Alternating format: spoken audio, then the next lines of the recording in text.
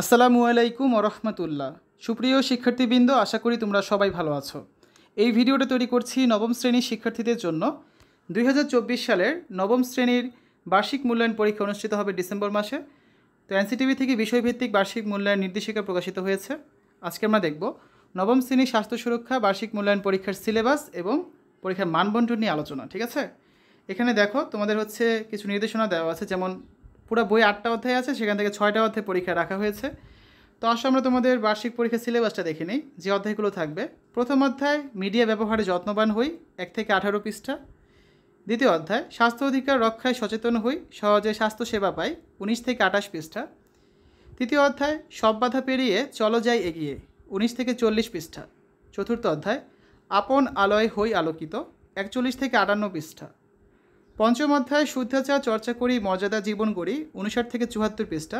এবং সপ্তম অধ্যায় সমঝোতার শিক্ষা নেব সবাই মিলে জয়ী হব, 85 থেকে 96 পৃষ্ঠা। এই 6টা অধ্যায় থেকে তোমাদের পরীক্ষার প্রশ্ন করা হবে।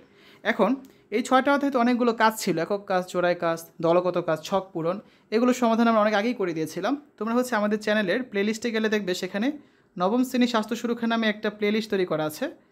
প্রত্যেকটা পৃষ্ঠার জন্য আলাদা আলাদা করে এখানে ভিডিও তৈরি করে দেওয়া আছে। সেই ভিডিওগুলো তোমরা দেখলে 30% শিক্ষণকালীন মূল্যায়ন কিন্তু তোমাদের কভার হয়ে যাচ্ছে। ঠিক আছে, আর বাকি থেকে 70% সামষ্টিক মূল্যায়ন। আমরা শিক্ষণকালীন মূল্যায়ন নিয়ে একটু ডিটেলসে যদি আলোচনা করতে চাই, তাহলে দেখবে তোমরা যেখানে মানবন্টনটা কীভাবে বিস্তার করা হয়েছে। যেমন শ্রেণীর কাজ, পাঠ্যপুস্তকে যে একক কাজ, দলগত কাজ, ছক পূরণ, বক্স পূরণ রয়েছে, এখানে থাকবে 15 নাম্বার। আর যেমন 88 পৃষ্ঠা একটা কাজ আছে, দেখলে তোমরা বুঝতে পারবে এগুলো কিন্তু নমুনা, একটা করে এখানে নমুনা দেওয়া হচ্ছে। এই ধরনের কাজ থাকবে তা কিন্তু না, সবগুলোই করতে হবে।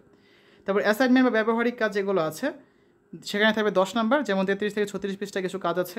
তারপর অনুসন্ধানমূলক কাজ বা প্রতিবেদনে থাকবে হচ্ছে আরও 5 নাম্বার, 88 থেকে 89 পৃষ্ঠা কাজগুলো তোমরা দেখতে পারো। এই হচ্ছে মোট 30 নাম্বার তোমাদের শিক্ষণকালীন মূল্যায়ন।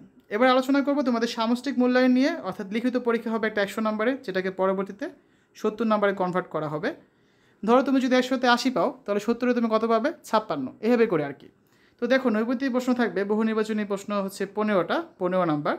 এক কথা উত্তর থাকবে 10টা, এখানে হচ্ছে 10 নাম্বার। এ হচ্ছে মোট 25 নৈর্ব্যক্তিক প্রশ্ন।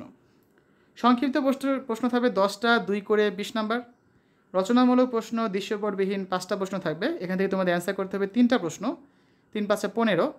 আর রচনামূলক প্রশ্ন দৃশ্যপট নির্ভর, এরকম প্রশ্ন থাকবে হচ্ছে প্রতিটি দৃশ্যপট থেকে 2টা প্রশ্ন থাকবে, তোমাদের মোট 7টা প্রশ্ন থাকবে, সেখান থেকে অ্যান্সার করতে হবে 5টা। তো 5 8 40। এখানে কী বোঝানো হচ্ছে দেখো, 8 নাম্বার করে যেহেতু প্রতিটা প্রশ্নে, সেই 8 নাম্বারের ভিতরে বা 2টা করে ভাগ থাকবে, এটা দ্বারা এই কথাই বোঝানো হচ্ছে। তো মোট প্রশ্ন থাকবে 7টা, 7টার ভিতরে 2টা করে 14টা প্রশ্ন থাকবে, সেটা পরে চিন্তা। তোমাদের অ্যান্সার করতে হবে 5টা প্রশ্ন, প্রতিটা হচ্ছে 8 করে, এই হচ্ছে 40। যোগ করে দেখবে মোট হচ্ছে 100 নাম্বার, আর সময় পাচ্ছ কত? 3 ঘন্টা। আর পরবর্তীতে এটাকে 70% কনভার্ট করা হবে। তো এখানে একটা নমুনা প্রশ্নপত্র দেওয়া আছে, এটা নিয়ে আমরা পরবর্তী পর্বে আলোচনা করবো, তাহলে ভালো মতো বুঝতে পারবে প্রশ্নপত্র সম্পর্কে। এটা নমুনা প্রশ্নপত্র, এই নমুনা প্রশ্নপত্রের আলোকে তোমাদের শিক্ষকরা তোমাদের জন্য প্রশ্ন তৈরি করবেন। হুবহু কিন্তু এই প্রশ্ন ব্যবহার করা যাবে না, সেটাও বলে দেওয়া আছে। ঠিক আছে, তো শিক্ষার্থীরা এতক্ষণ তোমরা দেখলে নবম শ্রেণীর স্বাস্থ্য সুরক্ষা বার্ষিক মূল্যায়ন পরীক্ষার সিলেবাস এবং মানবন্টন সম্পর্কিত আলোচনা। আশা করি এই ভিডিওটা তোমাদের কাছে ভালো লেগেছে। পরবর্তী ভিডিওগুলোতে তোমাদের বাকি বইগুলো নিয়ে আলোচনা করব। সেই ভিডিওগুলো দেখার আমন্ত্রণ জানিয়ে আজ এখানে বিদায় নিচ্ছি। আল্লাহ হাফেজ।